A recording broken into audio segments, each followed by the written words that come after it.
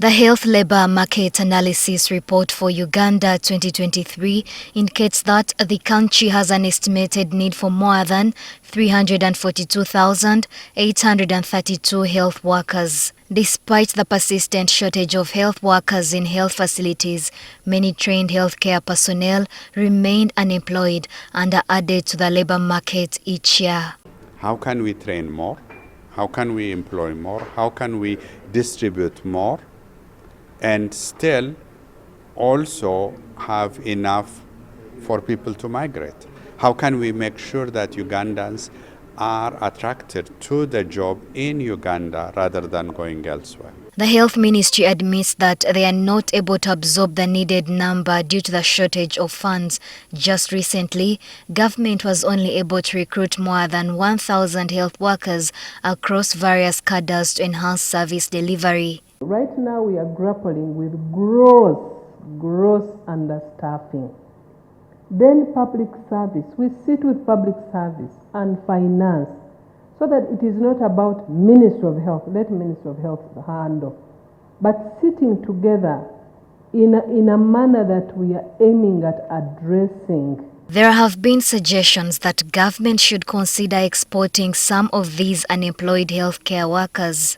Whether we like it or not, some of them are being recruited, in a clandestine manner.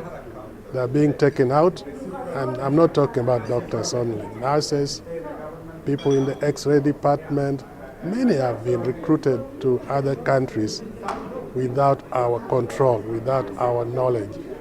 I think we need to sit down and manage this process as a government. We can manage it. We can have a government-to-government arrangement so that the excess people we cannot employ are taken out with our knowledge. Yeah, that one should have been done even yesterday, because the situation where you have paid for your child up to university is a doctor who cannot get a job, both in the private and in the public. If there's an opportunity to export, it's okay, but it should be regulated. The government has welcomed this idea, but insists that any agreements should be made between governments to avoid exploitation and ensure clear terms for the health workers. Because we will be externalizing labor that is already skilled. We don't trust some of these agencies that are externalizing labor. This time around, we want skilled labor externalized by a memorandum of understanding with clear set out guidelines, with clear terms of service and benefits, government to government. We must make sure that our people are protected, they are not exploited.